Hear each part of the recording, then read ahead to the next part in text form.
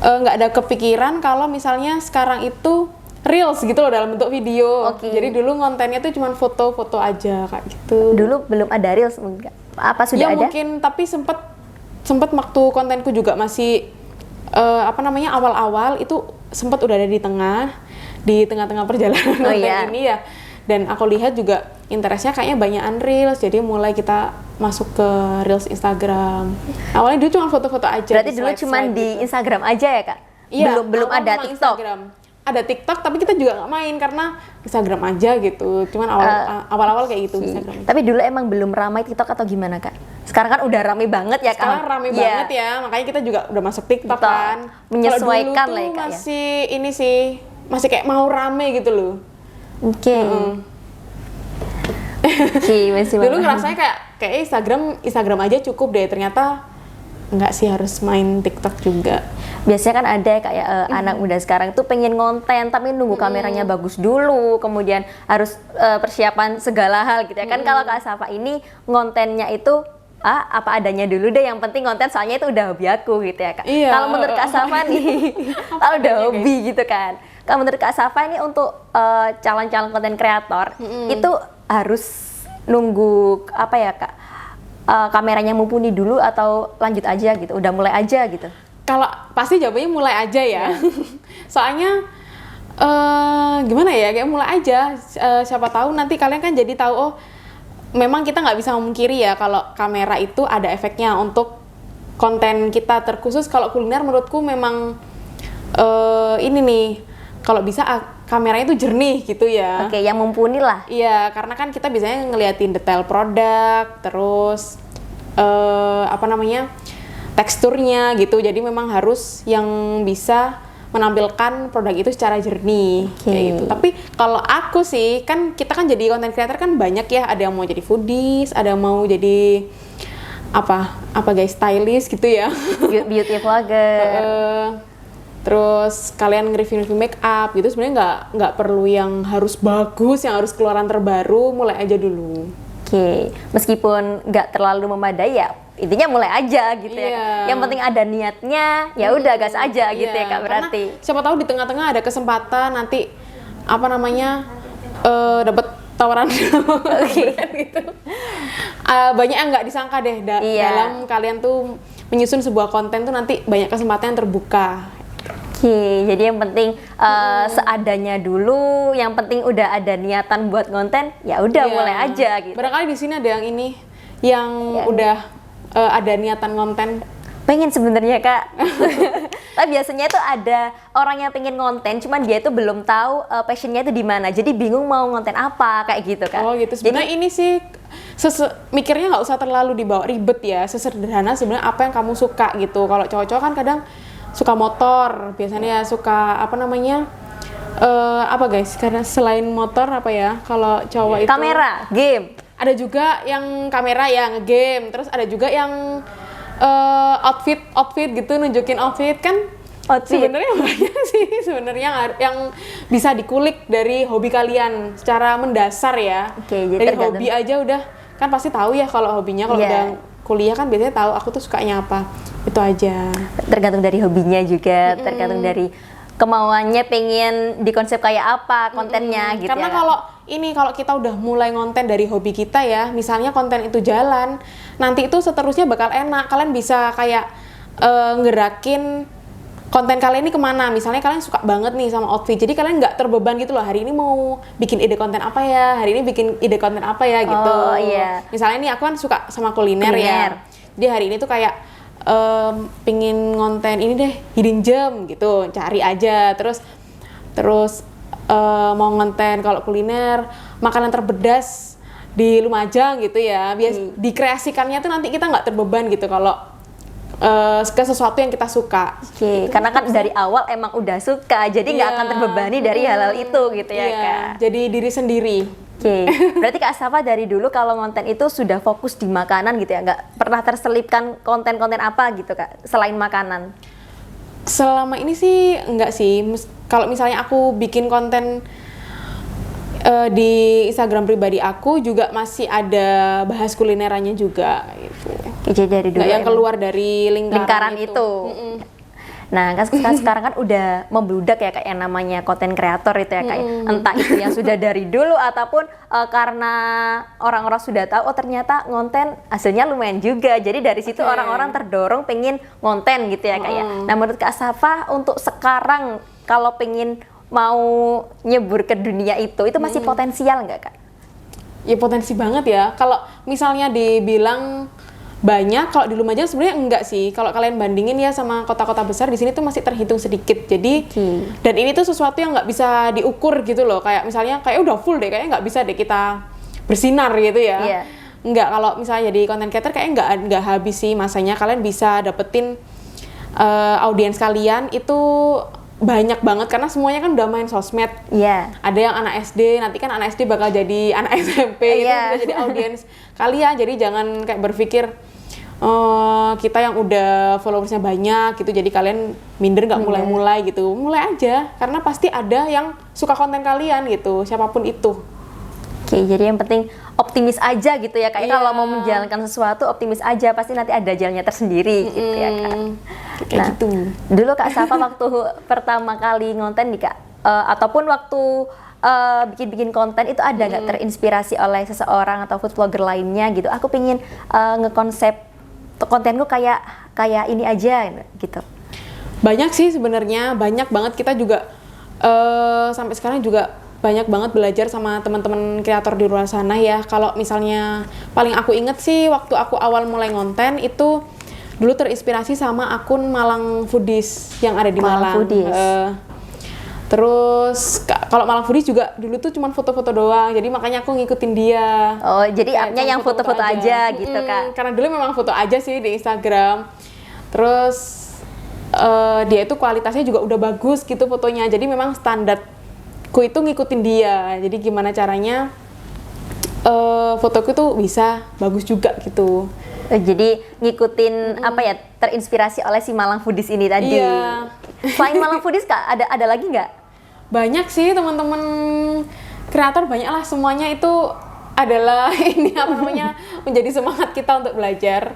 Oke, kalau di Lumajang kan udah banyak ya Kak yang food vlogger gitu ya. Iya, mungkin Kak Safa pernah nggak sih kayak kolaborasi sama teman-teman yang ada di Lumajang gitu soal kulineran? Kalau yang kolaborasi gimana tuh? Bikin konten bareng Bikin gitu? konten bareng gitu, nge-review makanan bareng gitu. Pernah sih kita kolaborasi bareng itu sama Mbak Ilmai. Cuman dia Ilmai YR, kalau kalian tahu ya itu kontennya itu adalah ya. Nanti pasti nggak tahu sih. Dia viral banget. Aku kurang tahu Kak Safa. Pokoknya sering tentang kulineran juga berarti ya. Itu sempat kita collab sama dia. Tapi sekarang udah pindah nih, soalnya bukan asli Lumajang jadi udah pindah. Kalau untuk akun lainnya masih belum pernah. Oke. Nah, kalau soal konten-konten itu pernah nggak sih Kak Safa kehabisan konsep gitu meskipun sudah hobinya gitu? Pernah. Setiap pekerjaan ya kalau misalnya dilakukan setiap hari berulang-ulang kan pasti ada titik jenuhnya ya. Iya. Meskipun kita semencintai itu gitu. Iya, oke, mencintai itu. Ada titik jenuhnya, ada apa namanya? Burnout gitu, terus mager gitu pernah. Cuman ya gimana ya guys, mungkin perlu rehat ya. Jadi setiap ada kerasa kayak gitu itu kita udah ada ininya loh, apa namanya, kunci gitu loh caranya. Mungkin aku kayaknya harus ngerti diri kita ya, kayak butuh rehat deh 1 atau 2 hari, atau misalnya butuh liburan, butuh refreshing gitu ya butuh Kak? Refreshing yang bener-bener kayak kita nggak buka sosmed gitu ya, karena kalau kerjaan kayak gini kan selalu dialihkan dulu gitu ya Kak, nggak mikirin itu dulu, standby 24 jam karena kalau kerjaan kreator kan kayak gitu. Oke, jadi kalau kehabisan konsep atau gimana mending sejauh ini sih aku pribadi itu liburan aja udah cukup sih sebenarnya. Refreshing aja gitu. Liburannya pun juga nanti misalnya keluar kota ya juga nanti cafe hopping kayak gitu-gitu sih sama sebenarnya. So bikin konten juga sekalian gitu Kak. Kalau bikin konten mungkin foto-foto aja ya. Karena kan kalau bikin konten kita harus lumayan effort kan bikin konten itu. Jadi kalau apa namanya? Misalnya nge-review suatu makanan gitu ya. Jadi kita harus mikir kayak tadi konsep dan lain-lain. Tapi kalau jalan-jalan aja ya udah kan tinggal foto-foto aja gitu. Berarti kalaupun jalan-jalan meskipun keluar kota kita kulineran itu nggak nggak bikin konten dulu ya Kak Dika, berarti bener-bener dikesampingkan dulu gitu ya Kak? Iya, kebanyakan sih kayak gitu caranya. Berarti Tapi cuma fokus pasti di- aku foto sih. Fokus di refreshing aja gitu ya Kak Iya, Safa. Bener, bener. Nah untuk up video Kak Safa ini ada jadwal tersendiri Kak, maksudnya biar Kak Safa itu konsisten, maksudnya up-nya itu entah itu tiap minggu 1 kali ataupun berapa bulan beberapa kali gitu. Jadi ada jadwalnya nggak Kak? Kalau untuk jadwal sekarang ini sehari itu 1. Jadi 1 hari 1 gitu. Satu konten. Satu konten itu gini ya, kalau ngomongin berbayar ya, masih banyak banget video kita ini yang nggak berbayar kok. Kita memang ini hunting kayak gitu. Jadi untuk mengusahakan 1 hari 1 itu. Tapi sebenarnya aku tuh pernah kayak ikut kelas creator gitu ya. Konsisten yang dimaksud itu sebenarnya yang bagus itu bukan konsisten Jadwal upload. waktu, tapi salah satunya adalah konsisten ini nih. Pokoknya dalam sebulan itu misalnya mau ngepost 5 hari sekali, oke, boleh. Yang penting konsisten di ini gaya kalian, cara kalian membawakannya, kayak Oke. gitu, apa yang kalian bahas. Jadi biar itu semua itu terbaca oleh algoritma Instagram, algoritma TikTok kayak gitu. Jadi konsisten tuh bukan hanya soal waktu ya, tapi kalau misalnya memang lagi ini apa namanya memang harus ini postingnya 1 hari sekali, ya gimana lagi kayak gitu. Oke. Berarti yang terpenting itu konsisten di gaya kita seperti itu, nggak di jadwal uploadnya. Nggak apa-apa kok ngepost kayak misalnya 4 hari sekali, 5 hari sekali, misalnya sebulan ngepost 3 kali pun juga nggak apa-apa. Tapi usahain itu masih kayak dalam lingkaran kalian gitu. Kan fungsinya kan agar Instagram tuh bisa ini ya apa namanya ngeblas gitu loh konten kita. Oke, paham. Biar masuk explore lah, biar masuk FYP kayak gitu-gitu. Itu caranya tetap pada niche yang kita bawa pada awalnya. Itu kalau di kuliner Lumajang ya Kak. Kalau di Instagramnya Banana Prince itu setiap hari ngonten atau gimana Kak? Enggak, malah Instagram Banana itu kayaknya 1 bulan bisa 4-6 konten aja sih sebenarnya. Jadi lebih mengedepankan di kuliner Lumajang gitu ya Kak berarti? Iya, kuliner memang kerjaan ya, Kerja, ada ya. tanggung jawab juga kan. Kita sekarang udah mulai ini, karena kerjaan itu jadi ada tanggung jawab, jadi memang harus ada yang diposting. Iya. Oke Kak Safa, itu Kak Safa waktu konten itu punya tim nggak? Tim yang ngedit mungkin, juga take video gitu? Ada sih, kita berdua, aku sama saudara aku. Oh, itu Berdua saudara Kak aja, Safa? iya. Oke. Kita Itu Kak, berdua aja Kak masih- siapa namanya Kak? Olah, maju Oh. juga. Semester 8 di sini tadi katanya? Iya. Oke. Skripsi ya guys, doain. Jurusan apa Kak? Manajemen juga. Manajemen juga. Sudah sidang Kak? Belum, Oh, makanya belum. doain. Kayak semangat ya Kak ya skripsinya. Ya, semoga pas video ini tayang, Olah sudah lulus. Amin. Semoga cepet-cepet ya Kak ya. Iya. Kita berdua aja. Berdua aja. Yang ngedit juga kakaknya. Iya. Sebenarnya aku juga kadang ngajak saudara-saudaraku, karena saudaraku kan banyak yang kumpul di Lumajang Iya. ya. Jadi kadang kalau misalnya kurang personil, tinggal ngajak aja gitu, calling mereka. Itu kenapa Kak Safa tiba-tiba punya inisiatif buat ngajak saudaranya Kak Safa? Apa mungkin sudah minatnya buat take video atau Karena gimana iya, gitu Kak? kebetulan saudara-saudaraku ini banyak yang minatnya sama. Sama-sama Kayak jadi, gitu. oh, oke. Tapi punya apa namanya? Punya akun untuk jadi content creator juga? Ada juga sih yang biasanya tak ajak itu, dia juga pinter ngefoto kayak gitu. Nggak tahu ya kenapa kok semuanya tuh minatnya sama gitu, jadi enak kalau mau diajak-ajak. Jadi Mereka emang benar-benar udah- sefrekuensi dan benar-benar sebidang gitu ya Kak? bener. Seperti anugerah. Anugerah. Karena tidak disangka-sangka, jadi ya enak lah mereka kalau misalnya diajak, mereka sudah terbiasa dengan ngefoto, ngevideo kayak gitu, jadi nggak usah yang gimana-gimana gitu ngajarinya. Nggak sulit nyari temen, siapa sih yang Iya. bisa diajak take video, take Bersyukur foto sekali. gitu. Biasanya kan ada orang yang suka di bidang ini tapi nggak ada temennya, nggak ada saudaranya yang Iya. sebidang gitu ya Kak Safa. Sebenarnya kalau misalnya nggak ada temennya, banyak juga kok teman-teman kreator kita tuh yang sering kayak ini ngonten pakai tripod gitu loh. Kita juga Iya. kadang amazed ya, wah ternyata dia tuh menyelesaikan satu konten yang kita lihat setiap hari di Instagram tuh secara sendirian gitu. Banyak sekali seperti itu. Jadi menurutku ada temen, ada tim itu bukan suatu alasan awal sih buat kita mulai ngonten. Mandiri aja udah bisa gitu Iya, ya Kak? pakai tripod. Modal tripod ada bisa. aja. nggak harus yang lengkap gitu ya. Iya. Ayo ngonten, aku seneng banget sih kalau misalnya ini ketemu sama temen-temen yang bergerak di bidang yang sama, konten. Oke. yang kreator juga apapun itu. Gelap. Untungnya di keluarga banyak yang sebidang gitu. Tapi Iya. kalau di keluarga itu ada banyak juga nggak yang suka nyanyi gitu kan? Tadi katanya Kak Safa suka nyanyi tuh. Oh, juga suka. Itu kakaknya suka nyanyi juga nggak Kak Safa? Lumayan sih. Lumayan suka, biasanya kita juga suka. Kalau nyanyi kayaknya cuman aku aja sih yang suka, yang hobi nyanyi. Oke, nyanyi. Cuman yang di musik juga ada saudaraku, ada yang drummer. Kak Safanya vokalis. Iya. Terus biasanya kita ngedrum sambil nyanyi. Tapi pernah nggak Kak bikin konten nyanyi gitu Kak Safa? Kalau dulu pernah waktu masih ngampus ya. Masih kuliah, Kalau jadi mahasiswa. makin kesini nggak pernah. Repot sama bisnisnya sekarang Kak Safa, nggak mikirin Ya, nyanyi. sama ya, gitulah ya. Tapi kalau kadang ngehandle kerjaan di Banana Pris tiba-tiba nyanyi gitu Kak Safa? Agak menakutkan ya. Dari orang goreng pisang terus tiba-tiba nyanyi ya. Tapi biasanya kan kadang gitu ya Kak ya. Orang yang Iya. suka nyanyi tiba-tiba masak Masih sambil seneng nyanyi. kok kalau misalnya ke kafe gitu nyumbang lagu gitu, masih seneng kok. Oh berarti kalau Iya, ada karena memang ada ini live sih, musik gitu ada suka. sensasi tersendiri ya kalau Oke. nyanyi gitu. Kalau ada live musik gitu langsung aku pengen nyanyi gitu. Iya, Ada dorongan kadang dari kangen, diri sendiri. Kangen sih lebih tepatnya. Kangen nyanyi, kangen perform gitu Kak. Iya, ya lebih kangen nyanyinya sih sebenarnya. Ya kan Oke. kangen perform juga bisa. Kak Safa sejauh ini waktu jadi konten kreator, apa menurut Kak Safa tantangannya nih sebagai konten kreator? Tantangannya ya, bagaimana kita bisa menyampaikan produk yang kita bawa itu secara objektif aja sih.